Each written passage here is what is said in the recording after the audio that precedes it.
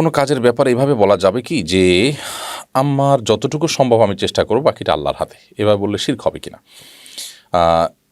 এভাবে বললে সরাসরি বড় শিরক হবে ব্যাপারটি সেরকম না, কারণ এখানে কেউ আল্লাহ তাআলার সাথে বড় শিরক হয় সেরকম চিন্তাভাবনা থেকে আসলে বলে না।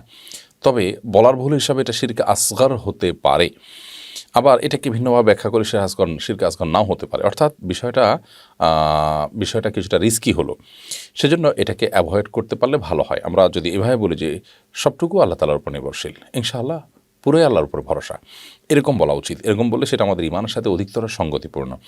আমরা যদি বলি যে যতটুকু সম্ভব আমি চেষ্টা করব, বাকিটা আল্লাহর হাতে, তো এটার ইতিবাচক অর্থ হতে পারে এরকম যে আমার চেষ্টাটুকু আমি করতে কোনো কার্পণ্য করব না, আমার চেষ্টার পর হবে তো সেটাই যেটা আল্লাহ তাআলা ফয়সালা আছে।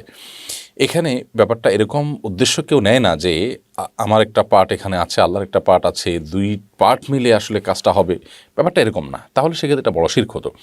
তারপরেও এটা অসুন্দর শোনা যায়। আমরা অনেক সময় এভাবে না বলে অন্য বিষয়ে বলি, ধরুন আচ্ছা দেখা যাক, বাকিটা আল্লাহ ভরসা, বা আমি বলে দিব বাকিটা আল্লাহ ভরসা।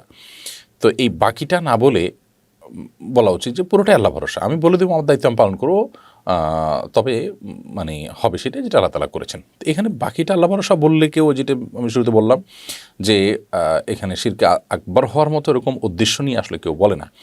তো যেটা বাহ্যত শিরকের গন্ধ পাওয়া যায় এবং নিয়ত না থাকার কারণে শিরকে আকবর হবে না, এরকম কথার ভুল হলে সেটা শিরকে আসগর জেলি হয়, অর্থাৎ প্রকাশ্য ছোট শিরক হয়, যেটার কারণে মানুষ ইমান থেকে খারিজ হয় না। তো সেগুলো যথাসম্ভব এ ধরনের কথা অ্যাভয়েড করা উচিত। যেন আমরা বললাম যে আগে আল্লাহ পরে আপনি, তো এই কথাগুলো আসলে আল্লাহর সাথে যায় না, এবং এটা আমাদের ইমানের সাথে মানে খুব বেশি মানানসই হয় না, শোভনীয় হয় না। কিন্তু এরকম বললে কেউ কাফির হয়ে যাবে না, শিরক আকবর হবে না। তো যাই হোক, এজন্য আমরা বলবো যে আমি আমার চেষ্টা করব, এরপর সম্পূর্ণটুকুই কিন্তু আল্লাহর উপরে ভরসা করতে হবে। অর্থাৎ আমার চেষ্টাটুকু আমি করে যাব, সেটা নিয়ে কোনো কার্পণ্য নাই, হবে সেটা যেটা আল্লাহ তাআলা করবেন। বিধায় আল্লাহর উপর ভরসা করেন, আমি আমার চেষ্টা করব, এভাবে বলতে পারলে বেশি ভালো হয়। এমনি সাইদুর রহমান লিখেছেন, শুধু কোরআনের অর্থ পড়লে কি আরবি পড়ার যে সওয়াব সেই একই সওয়াব পাওয়া যাবে? শুধু কোরআনের অর্থ যদি আপনি পড়েন তাহলে সেক্ষেত্রে আরবি পড়ার যে আরবি টেক্সট পড়লে, সরাসরি আবার পড়লে যে সওয়াব হবে, যদি হুবহু অর্থ পড়েন তাহলে হুবহু ওই সওয়াব পাবেন, এটা বলা কঠিন। তবে কোরআন তেলাওয়াতের সওয়াব আপনি অবশ্যই পাবেন, কারণ কোরআন তেলাওয়াত, কোরআনের যে ভাষা, কোরআনের যে শব্দ, কোরআনের যে অক্ষর, এগুলো তো আল্লাহর অক্ষর, এবং এগুলো তো আসলে অনুবাদ করলে আল্লাহর অর্থের অনুবাদ হয়। কিন্তু নবী করিম সাল্লাল্লাহু আলাইহি ওয়াসাল্লাম প্রতিটি অক্ষর তেলাওয়াতের যে সওয়াবের কথা বলেছেন সেটি অ্যারাবিক টেক্সটের কথা বলেছেন, অর্থাৎ ওইটা এখানে পাওয়া না গেলেও এতে কোরআন অর্থ পড়লেও আপনি কোরআন পাঠের সওয়াব সেটা পাবেন মৌলিকভাবে।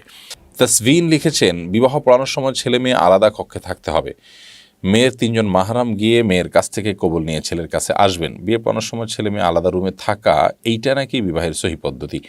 একই কক্ষে থেকে বিয়ে পড়ানো আর কোনো কী নিয়ম নেই? এ ব্যাপারে আমাকে সাহায্য করুন। দেখুন, মেয়ের কাছে সম্মতি আনার জন্য 3 জন পুরুষ যেতে হবে এটা জরুরি না। মেয়ের বাবা, মেয়ের যিনি অভিভাবক, বাবা কিংবা বাবা না থাকলে বাবার অগোচরে তার মেয়ের বড় ভাই কিংবা চাচা, তো দাদা থাকলে দাদা, অর্থাৎ ধারাবাহিকতার আছে, সেই ধারাবাহিকতা অনুসারে মেয়ের কোনো অভিভাবক যদি মেয়ের কাছ থেকে বিবাহের অনুমতি নিয়ে আসেন বা মেয়েকে বলেন যে আমি বিবাহ তাহলে পড়াচ্ছি, মেয়ের সেটা নীরবে হোক সরবে হোক কোনোভাবে সম্মতি দিলেন। বিশেষ করে যদি মেয়ে কুমারী হন তাহলে সেক্ষেত্রে তার চুপচাপ থাকাটাও সম্মতি। যাই হোক, এই সম্মতি নিয়ে তিনি এসে যদি বলেন যে আমার মেয়ের থেকে আমি যে সম্মতি এনেছি তার ভিত্তিতে আমি বিবাহের প্রস্তাব করছি কিংবা আমি কবুল করছি, যথেষ্ট। এখানে দুজন আপনার গায়ের মাহারাম পুরুষকে তার কাছে নিয়ে যাওয়া সাক্ষী হিসাবে এটার কোনো প্রয়োজন নেই। এরপর বিষয় হলো যে একই কক্ষে থাকা না থাকাতে আসলে কিছু আসে যায় না, কিন্তু এটা ঠিক যে আগদ হওয়ার আগ পর্যন্ত তারা স্বামী স্ত্রী নন। অতএব এক কক্ষে যদি তারা দুজন থাকে নির্জনে আর এদিকে আগদর সংগঠন হয় তাহলে সেটা জায়েজ নাই। হ্যাঁ, যদি এমন হয় যে আগদর সংগঠন হচ্ছে ওই মজলিসে মেয়ে আছে কিন্তু পর্দার সাথে আছে, এখানে অন্য পুরুষরা আছে, তাহলে কোনো অসুবিধা নেই। এখানে আলাদা আলাদা কক্ষেই থাকতে হবে এরকম কোনো কথা নেই। বিয়ের মজলিসে তো অন্যান্য সাক্ষীরা থাকবে, তাহলে আলাদা কক্ষের প্রশ্ন করতে গেলে অন্তত ছেলের জন্য। হ্যাঁ, যদি এমন উদ্দেশ্য হয় যে ছেলে বিয়ের মজলিসে থাকবে, মেয়ে দূরে থাকতে হবে, তো সেরকম কোনো বাধ্যবাধকতা নেই। বিয়ের মজলিসে যদি মেয়ে থাকেন এবং সেটা যদি পর্দার সাথে থাকেন, যেখানে সে যেহেতু এখানে সাক্ষী এবং অন্যান্য গায়ের মারামরা থাকার সম্ভাবনা আছে, তাহলে সেক্ষেত্রে কোনো অসুবিধা কিন্তু নেই। নীলুফা ইয়াসমিন আপনি লিখেছেন, আমরা যারা অ্যাকাউন্টিং নিয়ে অনার্স করছি আমাদের সুদের অঙ্ক করার কারণে কি গুনাহ হবে? আপনাদের সুদের অঙ্ক এই উদ্দেশ্যে করেন যে আমি বুঝলাম যে কীভাবে চক্রবৃদ্ধি হারে সুদ হয়, বা ধারণাটা নিলাম আমি যাতে পরবর্তীতে অন্যদেরকে বলতে পারি যে এখানে এই জিনিস আছে, হারামটা এইভাবে হয়, ধারণার জন্য আমি নিলাম, শুধু জানলাম এবং সেই হিসাবেই আমি করলাম, সেটা জায়েজ হতে পারে।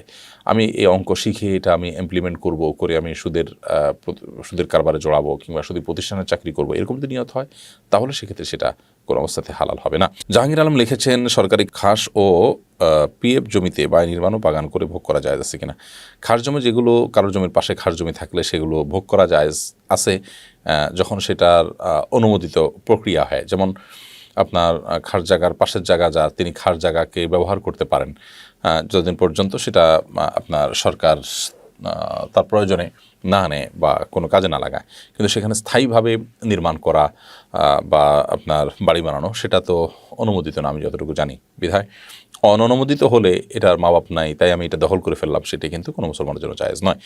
এমনকি মসজিদ বানানোর জন্য এগুলোতে আপনার নির্মাণ ইত্যাদি করা জায়েজ নয়, যদি সেটা সংশ্লিষ্ট কর্তৃপক্ষ থেকে অনুমোদন না নেওয়া হয়। শ্যামলী আক্তার লিখেছেন, কর্মক্ষেত্র থেকে ছুটিতে শ্বশুর বাড়ি অথবা বাবার বাড়িতে গিয়ে কসর নামাজ পড়তে হবে। কসর নামাজের সঠিক দূরত্ব এবং নিয়ম জানিয়ে উপকৃত করবেন দয়া করে। বোন শ্যামলী, কসরের নামাজের দূরত্ব হলো সফরের দূরত্ব। 75 কিলোমিটার দূরে আপনি সফর করেছেন, তাহলে সফর দূরত্ব হিসাবে সেটি বিবেচিত হবে। এটা নিয়ে, এটার ডেফিনেশন নিয়ে আরও নানা রকমের সফরের ডেফিনেশন সংজ্ঞা নিয়ে অনেক কথা আছে। এটা একটা প্রসিদ্ধ মত এবং আমাদের দেশের ওলামা ইকরাম সচরাচর সাধারণত এই মতটিকেই অগ্রাধিকার দিয়ে থাকেন। অতএব সেটিকে আপনি মূল ধরে আগাতে পারেন। এক। দ্বিতীয়ত হলো, সফরের দূরত্বে যাওয়ার পর আপনি কসর নামাজ পড়বেন। মেয়ে হিসাবে আপনি যখন আপনার শ্বশুর বাড়ি যাবেন, অর্থাৎ স্বামীর বাবার বাড়ি, সেটা যদি স্বামীর স্থায়ী বা বর্তমান ঠিকানা হয় তাহলে সেখানে পুরো নামাজ পড়বেন। আর যদি স্বামীও সেখানে, স্বামী এবং আপনি আপনারা সকলে সেখানে গেস্ট এবং সেটা আপনাদের স্থায়ী কিংবা বর্তমান ঠিকানা নয়, সেখানে সব কিছু ভাগযোগ হয়ে গেছে, আপনারা থাকেন ঢাকা বা সেখানে আপনাদের স্থায়ী ঠিকানা এখন ঢাকা, আপনারা গ্রামে গেলেন, তাহলে সেক্ষেত্রে সেখানে আপনি কসর পড়বেন, কারণ আপনি সেখানে গেস্ট না, স্থায়ী ঠিকানা সেখানে না, সেটা না আপনার বর্তমান ঠিকানা। আর আপনার বাবার বাড়ি যদি আপনি যান তাহলে সেক্ষেত্রে আপনি সেখানে তো সেটা আপনার স্থায়ী ঠিকানাও না, বর্তমান ঠিকানাও না, যেহেতু আপনি সেটাকে স্থায়ী ঠিকানা হিসাবে ব্যবহার করেন না, আর বর্তমান ঠিকানা তো নাই। হ্যাঁ, যদি এমন হয় যে বাবার বাড়িতে আপনার আলাদা থাকার কক্ষ আছে, আলাদা থাকার রুম আছে, জায়গা আছে, অ্যারেঞ্জমেন্ট আছে, সেখানে আপনি থাকেন, তাহলে সেক্ষেত্রে আপনি পুরো নামাজ সেখানে পড়বেন, মুকিম আপনি হবেন। সেক্ষেত্রে আপনার জন্য পুরো নামাজ পড়া জায়েজ হবে। যে আপনার ওটা একটা গন্তব্য, আলাদা একটা ঠিকানা, বর্তমান ঠিকানা মানুষ একাধিক থাকে, সেই হিসাবে একটা ঠিকানা, আপনি স্বামী স্ত্রী সেখানে বসবাস করেন, থাকেন মাঝে মধ্যে, সেরকম হলে। ইমতিয়াজুর রহমান তামিম লিখেছেন, বুফে কন্ট্যাক্ট করে খাওয়া জায়েজ আছে কিনা। জায়েজ আছে, কিন্তু এখানে দেখার বিষয় হলো যে অপচয় হচ্ছে কিনা। যদি অপচয় হয় তাহলে সেটা জায়েজ নেই। অপচয় যদি না হয়, আপনি অপচয় করবেন না, যা নিবেন তা খাবেন, এই মর্মে আপনি বুফে যদি কন্ট্যাক্ট করে খান কোনো অসুবিধা নেই। কারণ এখানে শরিয়ার কোনো নীতিমালা বা শরিয়ার কোনো নিষেধাজ্ঞা এটা লঙ্ঘন হচ্ছে না।